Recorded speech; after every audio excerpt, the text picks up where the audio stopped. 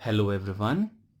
I'm relying you guys are making proper notes, and while making notes, if you have any doubts, you can ask me in the comment box.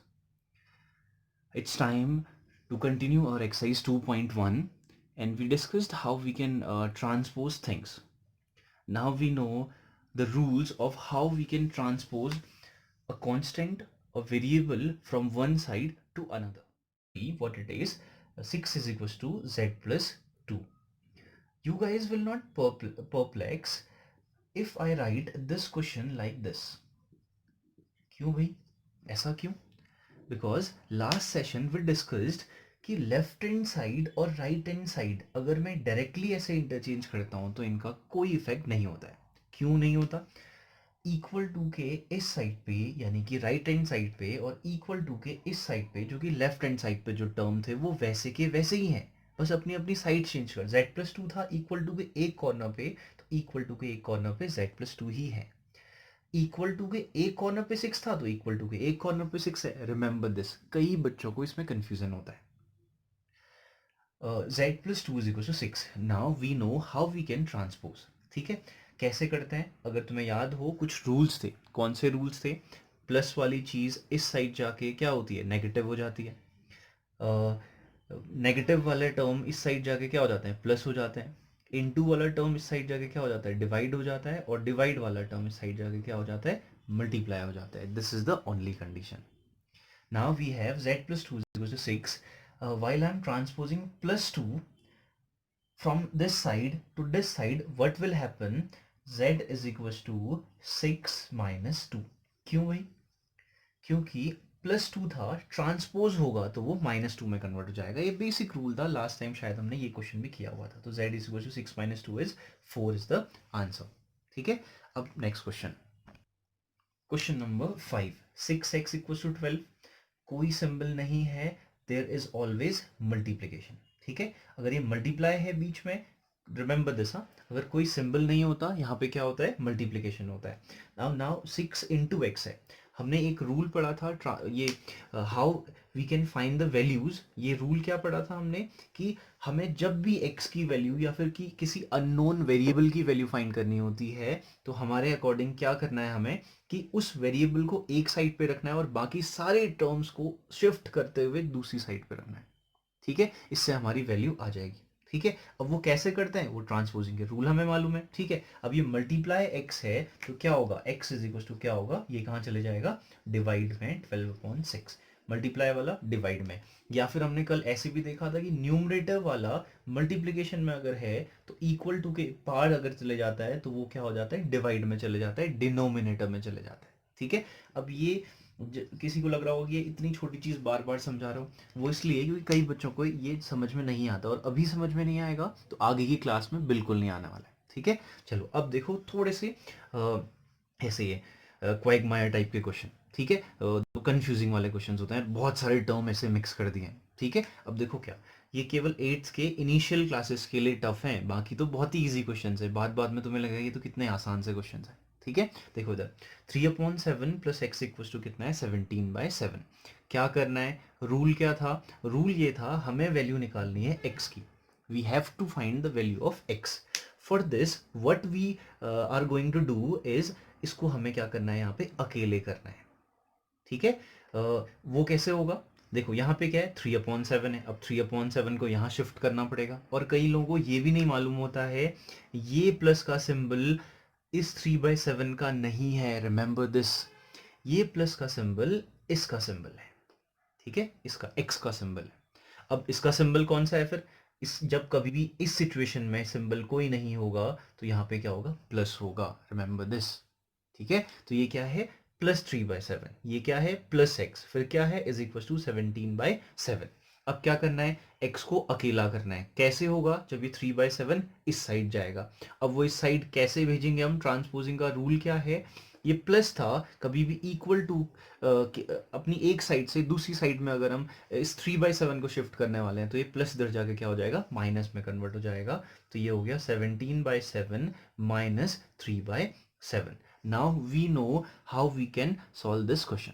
ठीक है, अब तुम्हें आता होगा ये तो काफ़ी टाइम से पढ़ते हुए आ रहे हैं। ठीक है, जब डिनोमिनेटर सिमिलर होता है तो हम डायरेक्टली 7 लिख देते हैं, ऊपर से 17 माइनस 3, वही रूल है नंबर सिस्टम में, क्या पढ़ा था, एक ही फैमिली वाले हैं, कोई टेंशन नहीं है। 17 माइनस 3 कितना होता है अभी, ये अब खुद ही कर लेना। ठीक है, इतना तुम कर सकते हो, वैसे तो यहीं पे छोड़ देना चाहिए था हमें।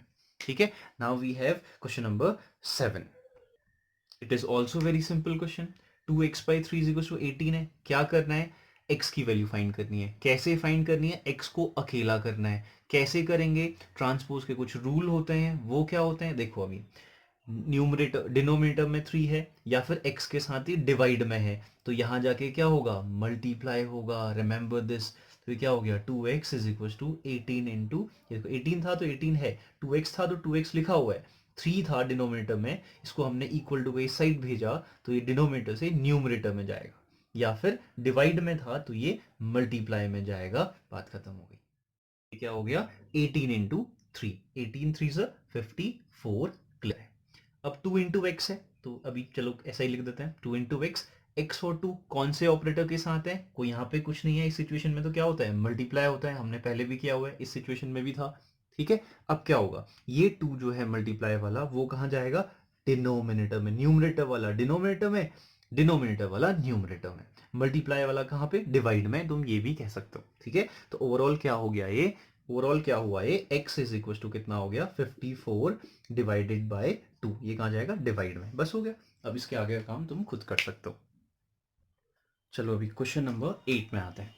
1.6 इज इक्वल टू y/1.5 है।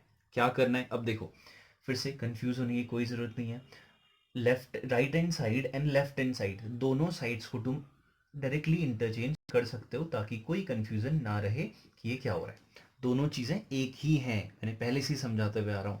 इक्वल टू पे एक साइड y/1/5 था, तो यहाँ पे भी इक्वल टू पे एक साइड पे ही 1/1.5 है और कुछ नहीं है। ठीक है, इक्वल टू पे एक साइड पे 1.6 था, 1. तो इस सिचुएशन को ऐसे तुम लिख सकते हो, यानी कि इसको इधर करने में कोई टेंशन नहीं है। ठीक है, ये बहुत छोटी चीज़ है, बार बार रिपीट कर रहा हूँ। ये क्यों रिपीट कर रहा हूँ, ताकि ये समझ में आ जाए। एक बार दिमाग माइंड में इंडल्ज हो जाएगी ये चीज़ें, फिर कभी नहीं भूलता इंसान, उसके बाद तो ये बहुत ईजी हो जाता है। अब क्या है, y के साथ क्या है, डिनोमिनेटर में, तो ये कहाँ जाएगा, न्यूमरेटर में जाएगा। यानी कि एक तरीके से y के साथ ये क्या है, डिवाइड में है, इस साइड जाके मल्टीप्लाई। अब मल्टीप्लीकेशन तुम सीख सकते हो, ये तुम्हें आता होगा। Now what we have, 7x minus 9 is equal to 16। कुछ नहीं करना है, x को अकेला करना है।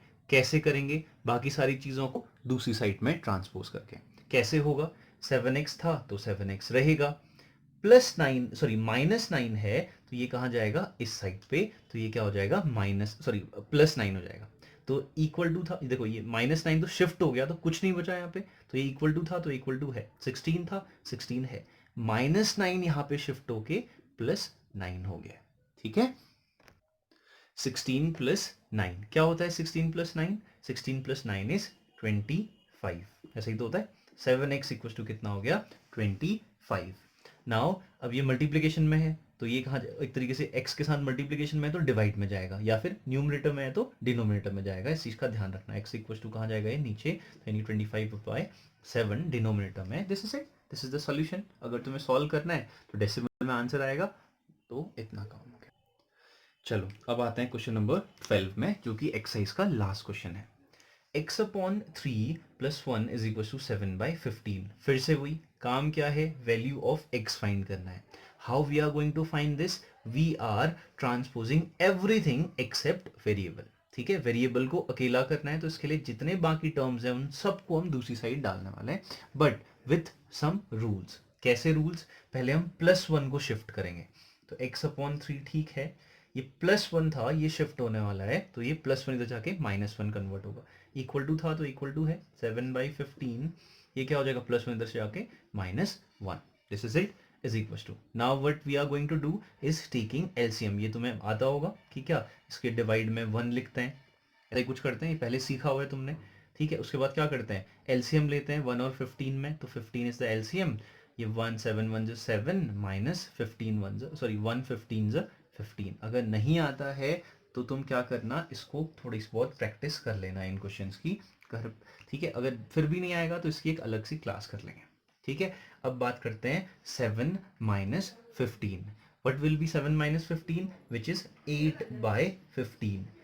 Just remember this is not 8, this is -8। क्यों लिखा -8? बिकॉज कभी भी सॉल्यूशन के बाद हम देखते हैं कि जो बड़ा डिजिट होता है, बड़े डिजिट का सिंबल विच इज नेगेटिव, इसका सिंबल ये है, इसका सिंबल कुछ नहीं है तो क्या है, प्लस है, याद रखना। बड़े डिजिट का सिंबल आंसर में आता है, तो ये क्या हो गया, -8/15। तो यहाँ पे क्या था, x/3। ठीक हो गया, इतना काम हो गया। अब हमें क्या करना है, x के साथ 3 डिवाइड में है तो ये कहाँ जाएगा, मल्टीप्लाई में जाएगा। Remember this. तो ये क्या हो गया, x इज इक्वल टू, ये क्या था, देखो सारी चीजें वैसी हैं, 3 शिफ्ट हुआ है तो x तो बचा है, वहीं पे लिखा हुआ है, ठीक है। -8/15 था तो -8/15 रहेगा। ये 3 यहाँ से चल करके न्यूमरेटर के पास आया हुआ है, यहाँ पे न्यूमरेटर क्या है, ये रहा। मल्टीप्लाई क्यों हुआ, क्योंकि यहाँ पे डिवाइड में था। This is it. अब इसको सॉल्व करोगे, ये सॉल्व करना तुम्हें आना चाहिए, तो यहाँ पे आंसर आ गया। तो एक्सरसाइज 2.1 हैज बीन